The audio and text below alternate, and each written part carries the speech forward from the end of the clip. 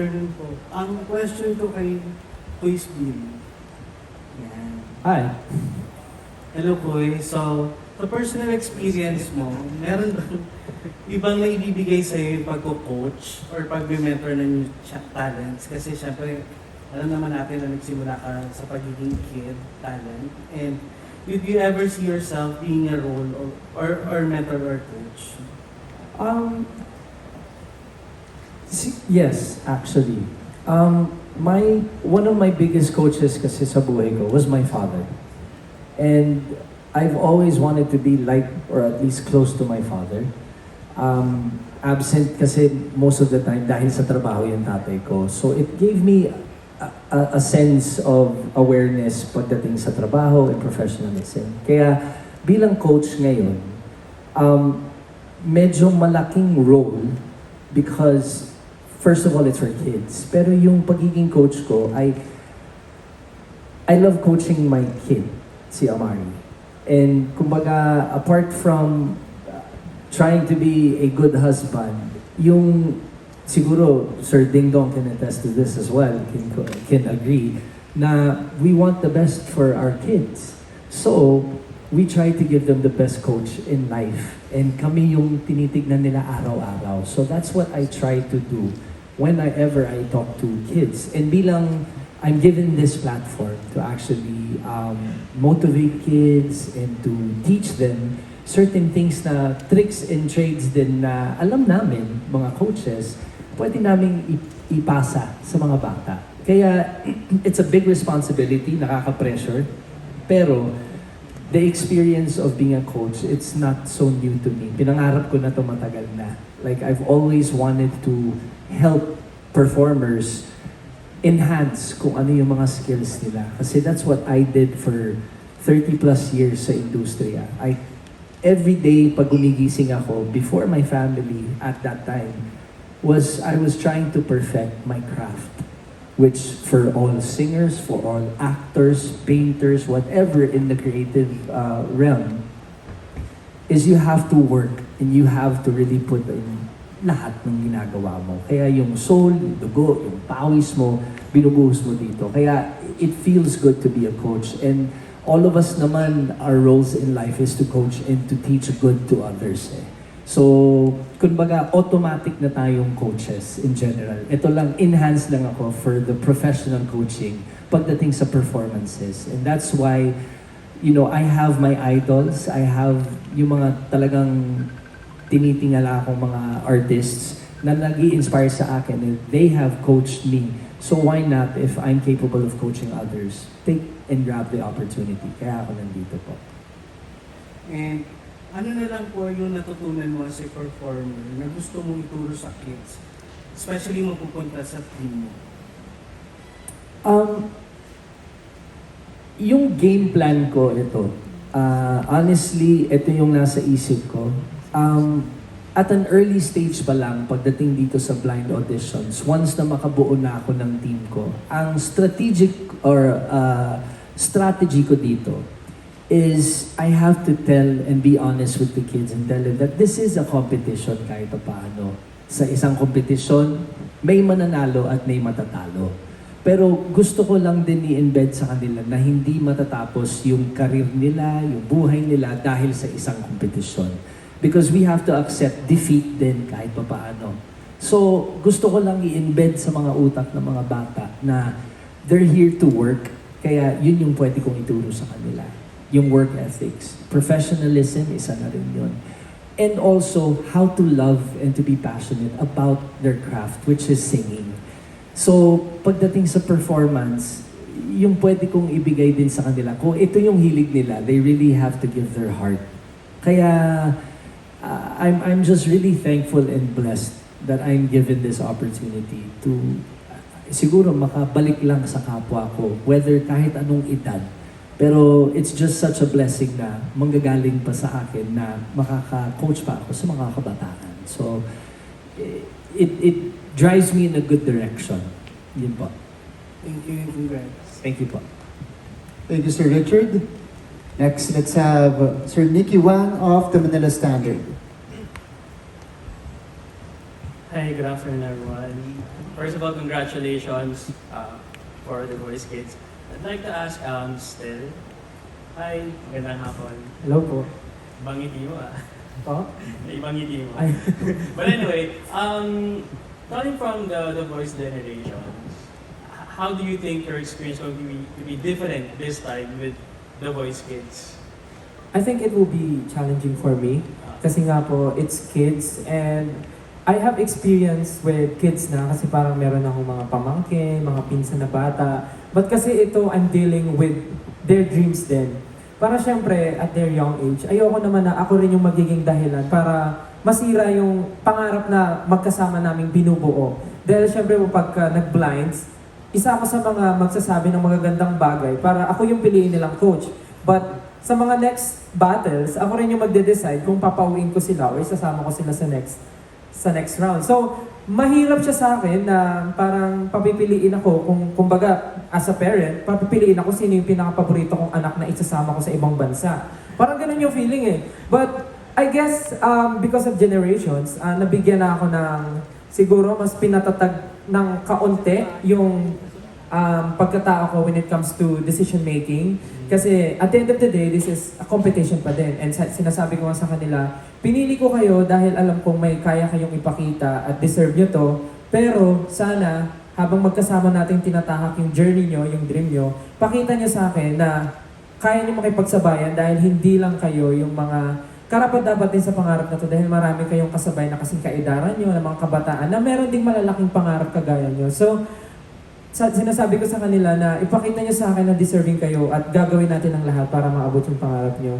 So, for me, it will be very challenging but I'm ready to take the challenge kasama yung bata dahil katulad nila, may pangarap din ako at sana sabay namin marating yung magkasama. Ayun po. Okay. Additional question lang, of course, sa The Voice Generations, Bobo Mix ang nag-champion.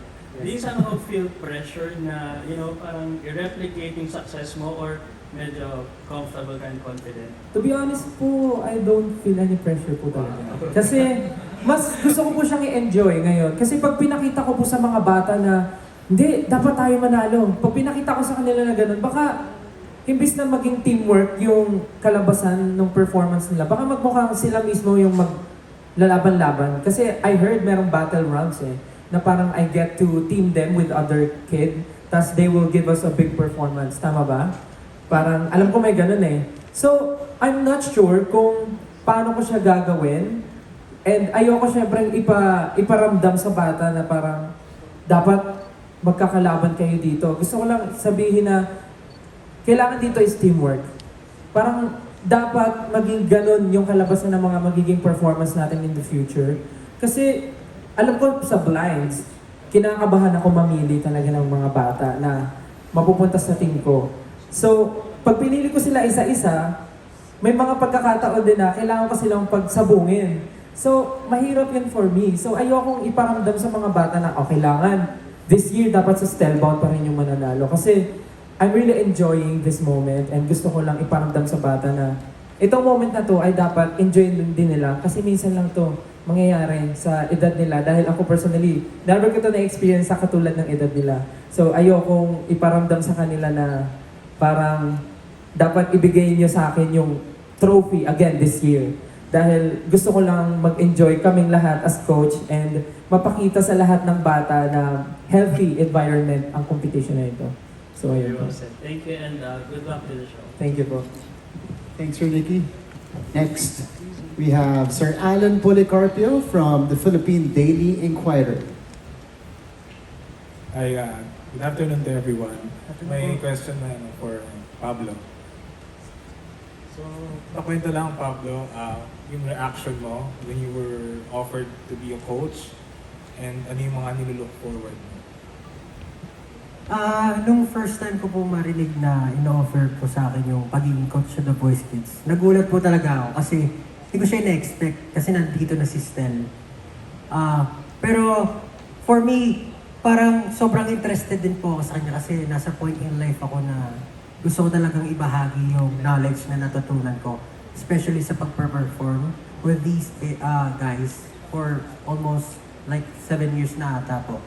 And mahilig din po ako mag-produce. So, it felt like right opportunity siya for me. Kaya talagang nung sinabi sa akin na gusto mo bang maging coach sa The Voice Kids, sabi ko, parang nag-isipan ko ng saglit, pero sabi ko, hindi, grab ko na to kasi ito na yung opportunity para maipakita ko kung ano yung, maibahagi ko kung ano yung natutunan ko for the past years po. And since ikaw yung bagong pasok sa grupo, kumusta yung adjustment? Parang, hindi ka ba nahirapan? And curious lang din ako in particular sa inyo, Mr. Parang dito ba wala muna yung fact na grupo kayo? Hindi po. Unang pasok ko pa lang, parang matagal na kami magkakakilala. Kasi dito po talaga sa team ng coaches, parang, ewan ko, asaran agad, alam niyo po yun. Parang hindi kami nagtatrabaho, parang magkakaibigan lang kami matagal na. Tapos si Julie naman, syempre sister kasama ko lagi, minsan nakakasawa na nga, pero ayos lang din. Same lang naman din. Pero ayun po, yung nakatrabaho ko na rin po si Miss Julie, yan po, kasi Kuya Billy, yung mga hobbies din namin magkakapareha. So madali talaga kami nakapag-connect sa bawat isa. And nung nag-start na yung promotional activities ng The Voice Kids, doon ko naramdaman na parang parte talaga ako ng family ng coaches ng The Voice Kids. So nagpapasalamat din ako doon kasi nakakapagtanong din ako sa kanila, ano yung experience niyo sa The Voice Kids, paano ba? Kasi especially kids nga to, kids yung mga i-handle namin. Personally, meron akong parang reputation sa mga supporters ko na masungit ako. So, I don't know how I will handle these kids, pero I'm just really excited na ma-meet sila. And syempre, alam mo naman, syempre mag-a-adjust ako kung paano ko maibabahagi sa kanila yung knowledge ko. And syempre with the help of the coaches, talagang itatanong ako, ano ba pwedeng gawin? Paano ba? Ori, kung may matatanggap o kanino bagay, mga ganung bagay. And they're very helpful naman sa akin. Kasi sa inyo, Mr. Parang do you try to set aside yung idea na magkagrupo kayo, hindi dito sa The Voice, parang coaches lang talaga kayo? Oo, talaga. Still yan. Dapat iset aside. Set aside na yan. Kung walang grupo-grupo dito. Actually, Unang pasok niya lang po dito, ang una niya pong game plan, durugin daw ako eh. Actually, yung nangyari dito, dati magka-dressing room kami ni Stel. Nung pumasok na si Pablo, na-kick out na ako. Dito na ako sa may banyo. Sabi ko nga, bakit si Pablo pa yung sinama sa dressing room ko? Dapat si Kuya Billy na lang. Oo. Kaya, yun. Wala akong choice. Yun lang po. Thanks. Pero, ganito po kami mag-asaran. Pero, yun nga, totoo ba ito? Pero yun, Dito totoo to, Pablo. katulad ng sinabi ni Kuya Billy, tsaka ni Stan kanina, parang mahalaga kasi na, syempre bata yung mga tuturuan namin. Mahalaga na makita nila na this is a friendly environment. Kasi pagdating sa mga bata, all positive eh. Minsan kailangan mo ng mga criticisms here and there, pero sa stage nila, mahalaga na may nagpo-push sa kanila. And this is a competition, this is a small part of their journey as singers. And yun nga, kailangan maipaintindi sa kanila na kahit nandito sila nagko-compete with each other, ang pinakamahalaga is yung mabubuan ng friendship, yung knowledge na matututunan nila, para paglabas nila ng The Voice Kids, mas ma-enhance nila yung abilities nila and mas ma-project pa nila kung sino sila. Yun lang yung pinaka-important role ng The Voice Kids talaga. Yung bigyan sila ng experience na hindi nila malilimutan at ma-inspire sila to achieve or continue their dreams. And lastly na lang, sabi mo kanina may reputation kaya daw appearing na masungit. So what do you think will make the kids gravitate toward you? Siguro, ako nung bata ako, kapag may inaasar ako, tapos naaasar, lalo kong inaasar. So, siguro, ganun yung mga bata. Baka may mga ganun mga bata, makakulit, na parang pag nakikita nila na medyo ganun yung ugali ko, baka lalo silang ma-attract sa akin. Sana ganun yung mangyari. Pero ako naman kasi, I've been working with different artists kasi. I produce songs as well. So, nakapagtrabaho na ako sa iba't ibang timbre ng boses, iba't ibang ugali. And I think yun din yung magiging parang advantage ko pagdating sa pag-handle ng mga talents. Kasi for sure, sa experience ko, kaya ko silang magabayan para ma-maximize pa yung potential nila. Kung mababa man yung boses nila, mataas, or mid lang, kung timbre ba nila manipis, makapal, for sure matutulungan ko sila doon. And sana makita nila sa akin yun at mag-work kami together to win this competition. Alright, salamat and good luck sa inyo. Salamat Thank po. you.